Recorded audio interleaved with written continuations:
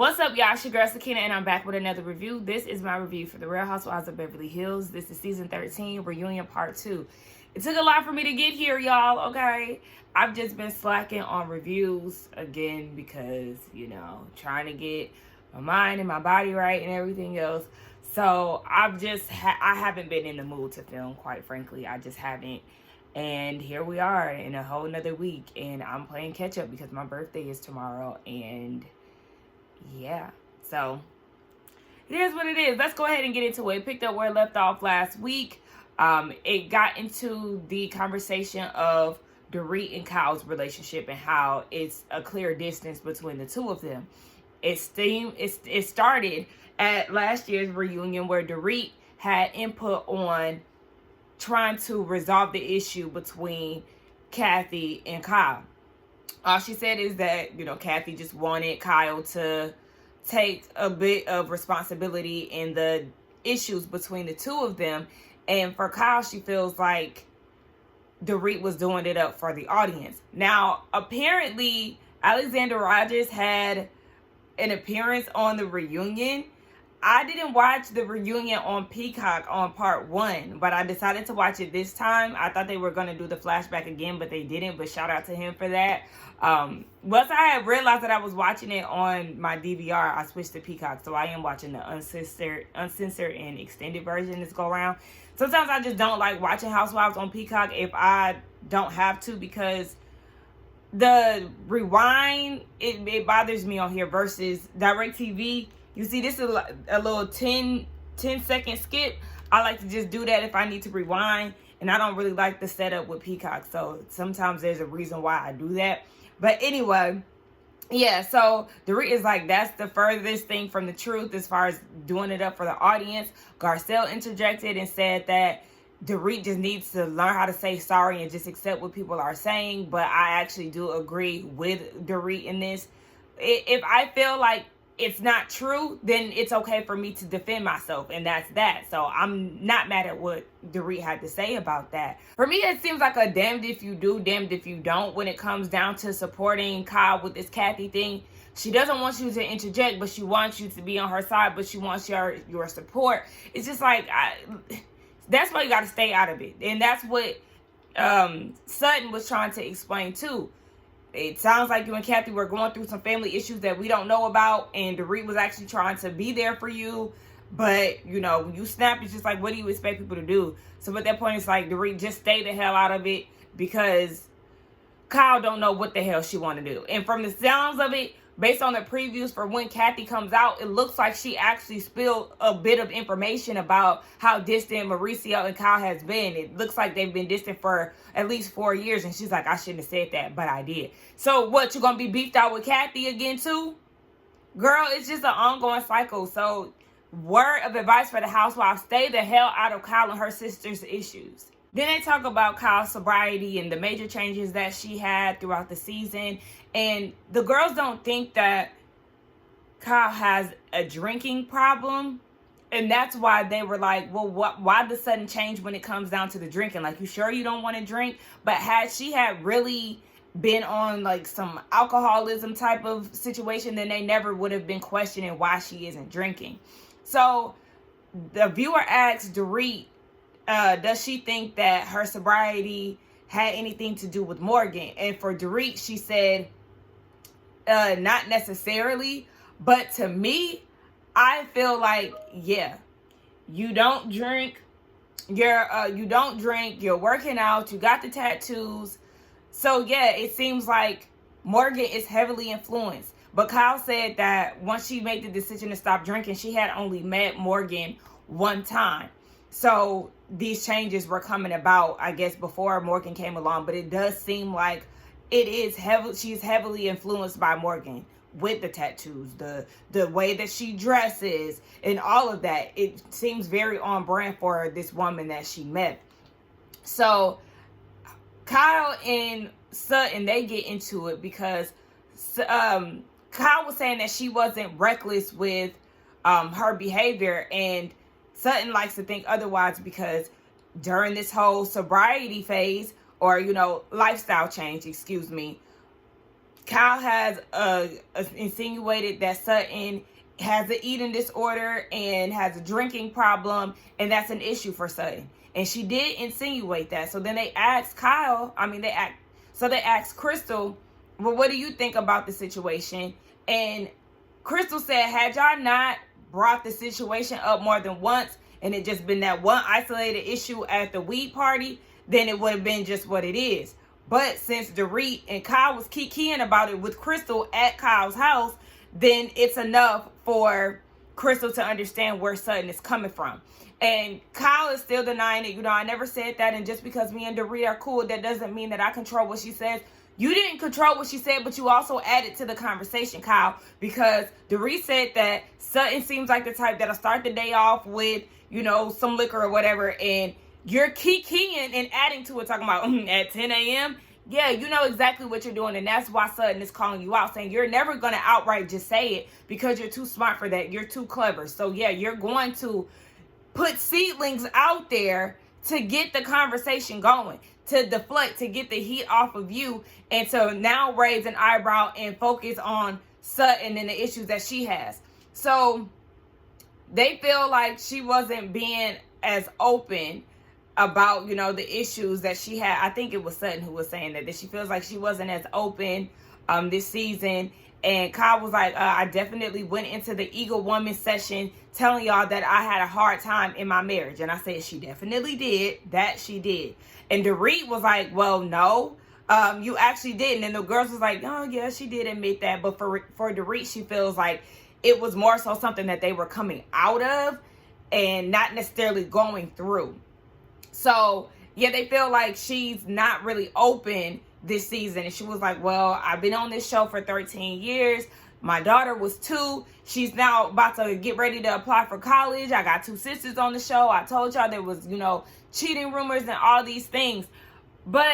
And then she goes and tells Sutton, she was like, meanwhile, you bought a horse and, got a cashmere line or whatever it is that she has. But yes, Kyle has definitely been an open book in regards to her marriage. I'm not sure if she's 100% honest in what is all transpiring throughout. Hence why Kathy said what she said. Clearly, we didn't know there was issues 4 years ago. But, or they didn't show that. Let me say that. They didn't display that on the show. But let's not try to downplay what Sutton experienced through the show, because this season, Sutton has been very transparent. We've gotten to see, some of her grieving of a friend and her father, her marriage. This is a very different view that we're seeing from Sutton this year. So don't try to water down what she had going down or reduce it down to her buying a horse, because that just wasn't the base of her storyline. Kyle just feels like when it comes down to Sutton, baby, we can't talk about your ex-husband because he's a high-profile man. We can't talk about this. We can't talk about that. We can't talk about your horse. And someone was like, oh, so you want to talk about my horse now? Now I done shook my earring out.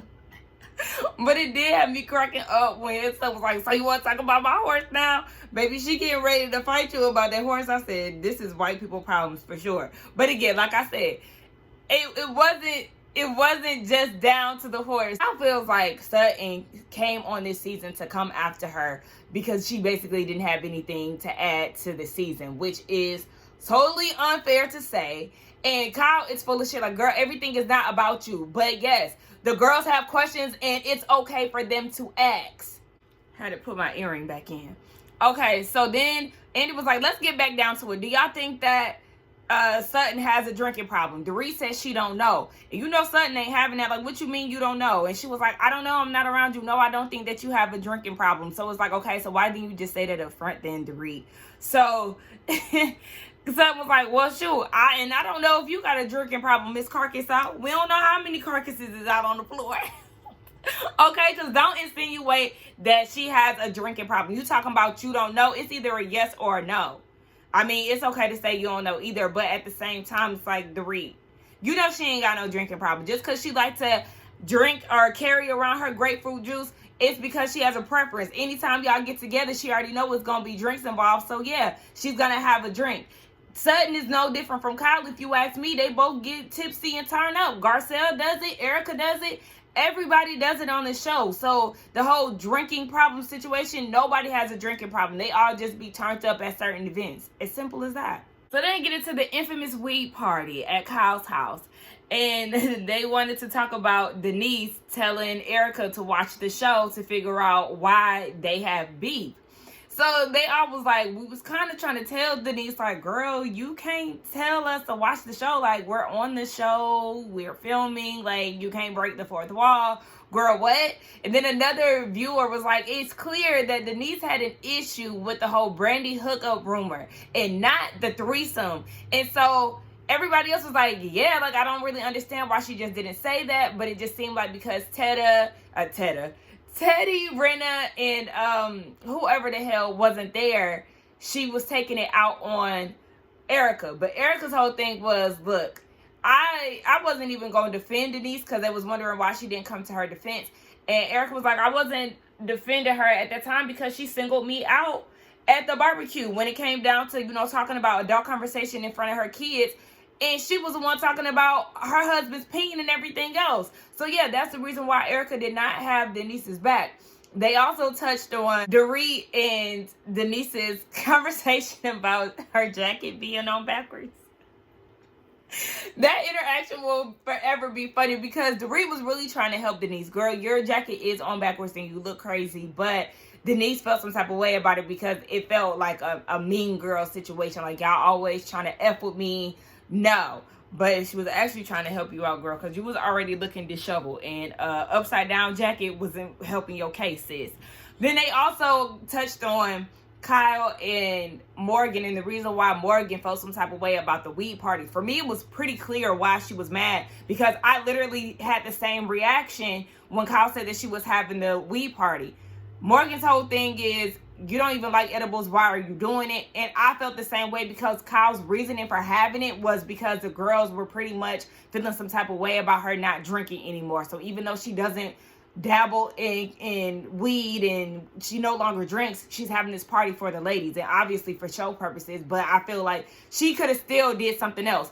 But, in hindsight, I'm grateful that she had this party because it was one of the best, scenes and episodes of the season. We get into the Dorit segment and the issues that she has with PK and everything. One of the viewers is like, girl, you didn't dyed your hair brown and we ain't seeing that many labels. It sounds like PK didn't put you on a budget. So she goes into the explanation. Andy was like,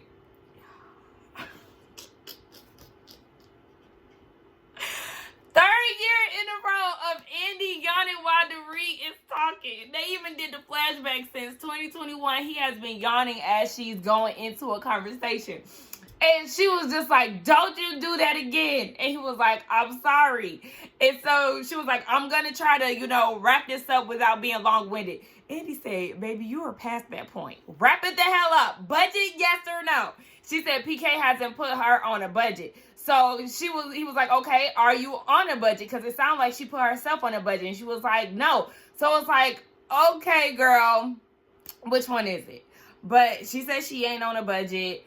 And then they talk about her robbery situation. She said when it comes down to the $10K, it was for Christmas bonuses for her staff. Once she got the money, she realized that she didn't have box cars. So she went to Marshall's. And it was like, oh my God, she went to Marshall's? Yeah, she went to Marshall's. And she got the items that she needed. When she got to the register, it was gone. She looked at the footage. There were 3 guys targeting her. So that's how she ended up losing her money. I'm just like, well, damn, you just a walking lick. Because I just don't understand how you get robbed like that so many times. But okay, girl. They got into Garcelle insinuating that the first robbery wasn't real, the home invasion, because she still has her jewelry. And so Garcelle said that she believes that she was robbed, but there was definitely some missing pieces to the story. I'm interested to see what Garcelle got to say about this. So Dorit goes into the reason why she still has the ring. She said that her and the kids were in London the day before or whatever, so they had just flown in, so some of her jewelry were not in the places that they typically are. So that's the reason why she has that. And then Garcelle was like, okay, also the phone situation. What robber just going to be so kind to leave your phone at the gate?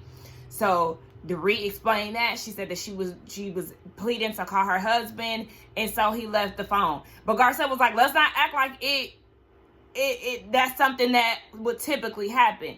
And they were like, well, phones also have trackers, so that could be a factor too. So she was like, okay. Dorit feels some type of way that Garcelle went on national TV and express the way that she feels. And, you know, there was a big statement and all these things. Everything is a big deal to you, Garcelle. I mean, everything is a big deal to you, Dorit. And it's very annoying.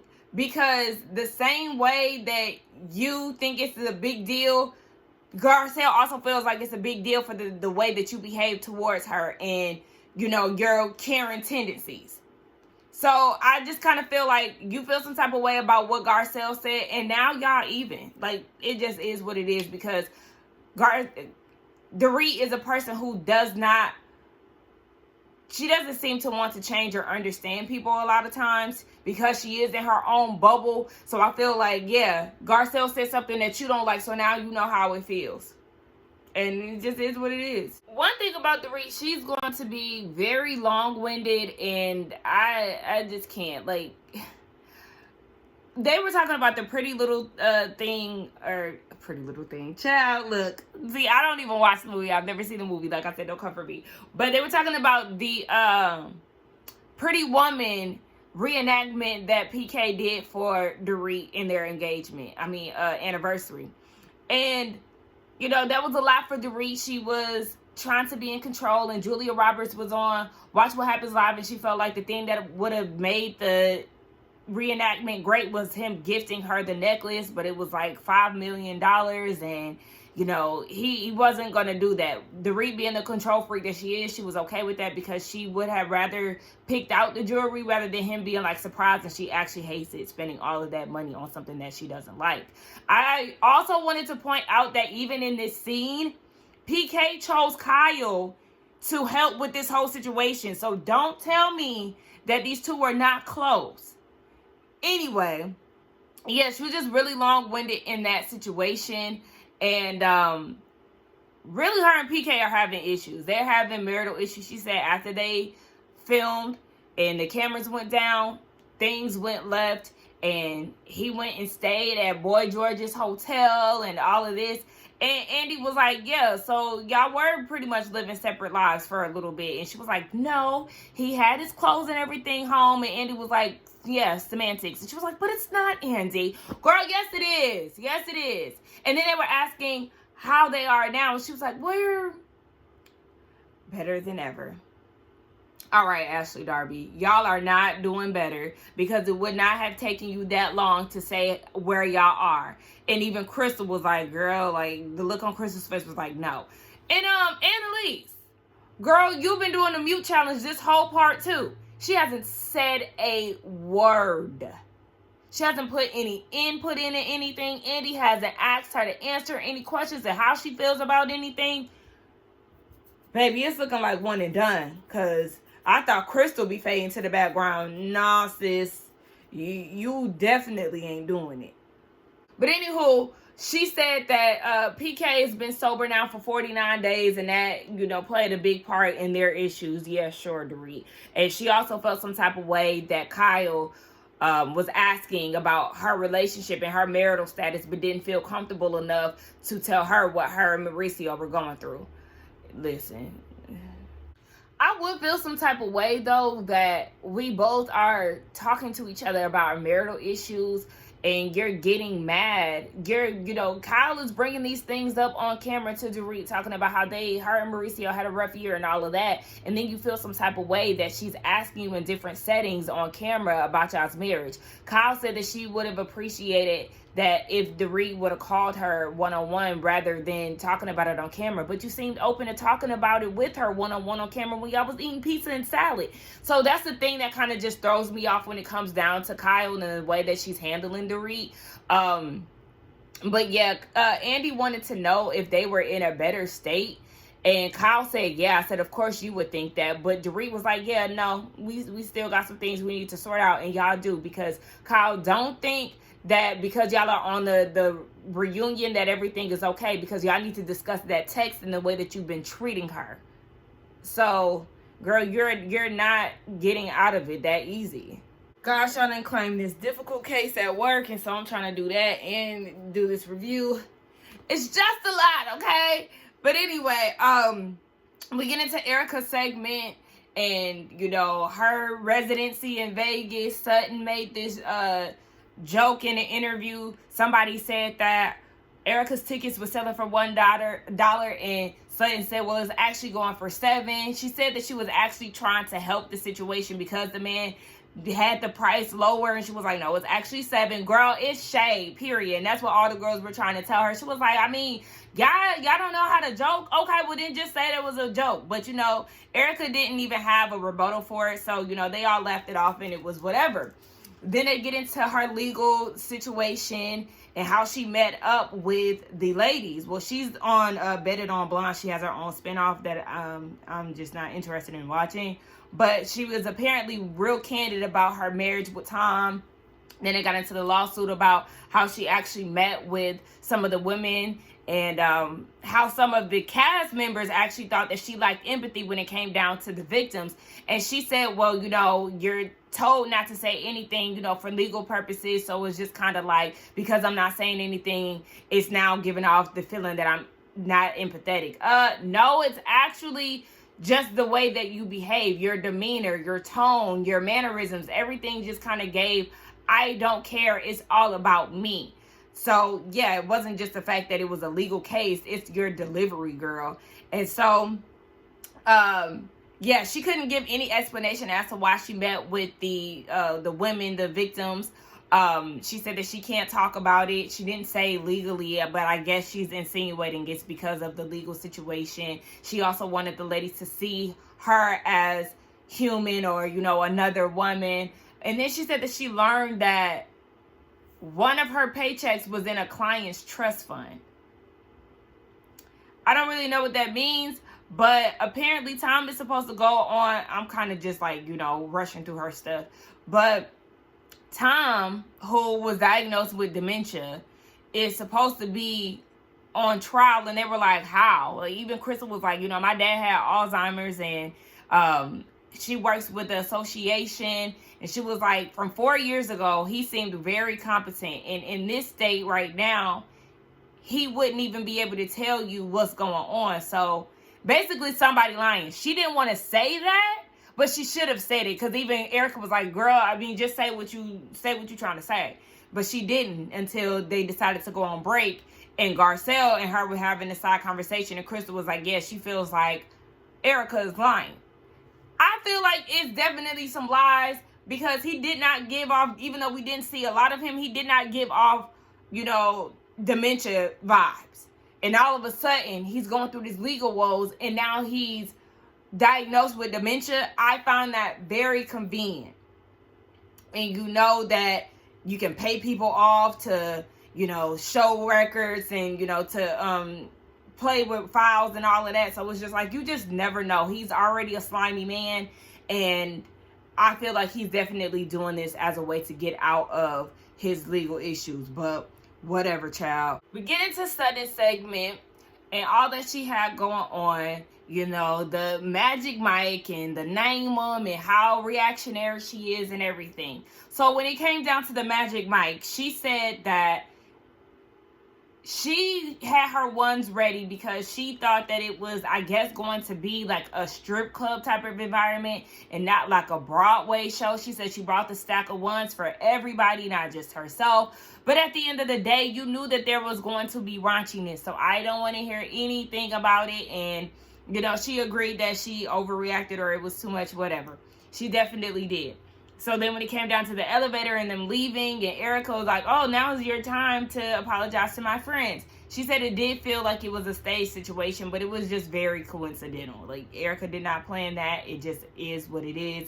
And she embarrassed Erica, so Erica felt like it was her time to apologize. So they talk about her ex-husband, and she said that she reacted the way that she did because he had just told her that same day of Magic Mike that he was moving and going to London and had to bring her and the son. And so they were like, he had that much power over you? Like, he can actually do that? And she was like, you know, it had been that way that whole marriage. And Garcelle was like, that's when I realized, you know, how much control he had. But she actually spoke up and was like, yeah, no, we're not moving to London. And he was like, okay. And Andy was like, well, that's a good thing about this show, is that a lot of women, they do find their voice and really start to stick up for themselves when they typically wouldn't. It's like, yeah, because I would have told him, no, I'm not moving to London. The hell?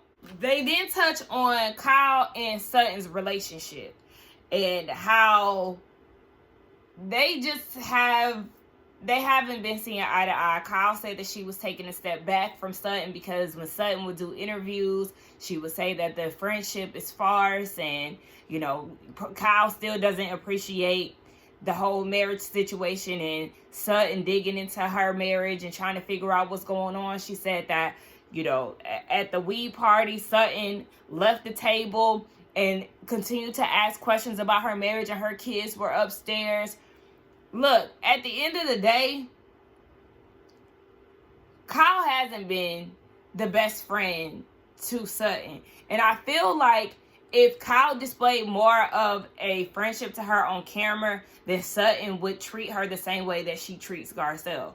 Because if you look at Garcelle and Sutton's relationship, they don't throw each other under the bus. Granted, Garcelle does have a tendency to, you know, put certain things out there about Sutton. She's the one who brought up the fact that Sutton had made out with her driver, and she even said on Watch What Happens Live, not Watch What Happens Live, the after show, that the guy, Steve, or whatever his name is, that Sutton was dating on the show, that he was texting her too much. So sometimes she might put little tidbits out there, but they still have respect in their friendship. Whereas you see Kyle constantly coming after Sutton, making little digs and stuff like that, not sticking up for her, because last season, and even, you know, what was that? I want to say like the last 2 seasons, Kyle would say that she's friends with Sutton, but then will go and do the opposite. Or she'll be around Lisa, Rinna, and Erica, and then start treating Sutton differently. Like, she never really has Sutton back in any situation. So I feel like if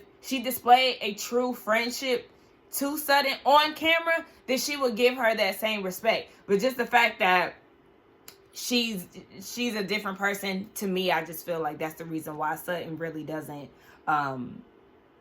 give her the energy that Kyle wants, because it does seem very one-sided. Everything is about Kyle. You're supposed to do this, you're supposed to do that. But when you look at the way that Kyle treats Sutton, girl, you don't do the same for her. So what do you expect her to do? Yeah, she's gonna make comments about certain things because you're not being open and honest, and we're on a damn reality show, so get to talking.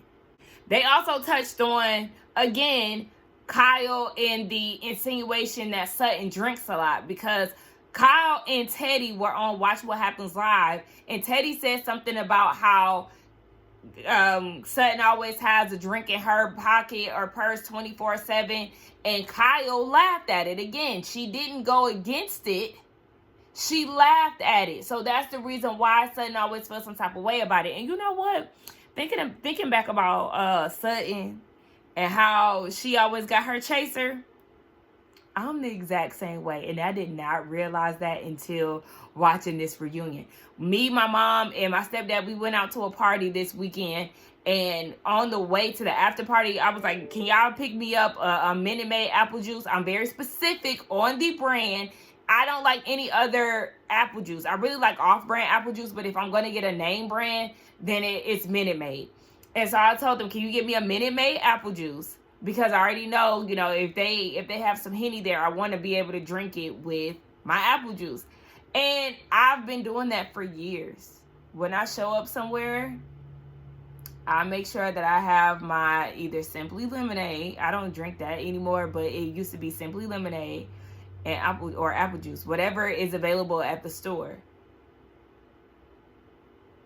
Dang, son, we twins. But yeah, anyway, it definitely felt like Teddy was doing Kyle's dirty work, because she laughing and kikiing, and she always be like, I can't control what they say, yes, but you also play into it.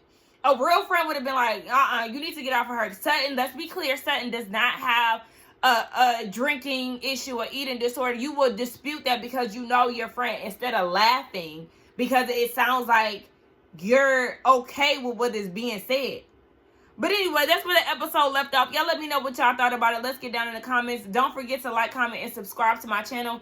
And next week, we gonna see Kathy, and I just don't understand why she here. But anyway, bye.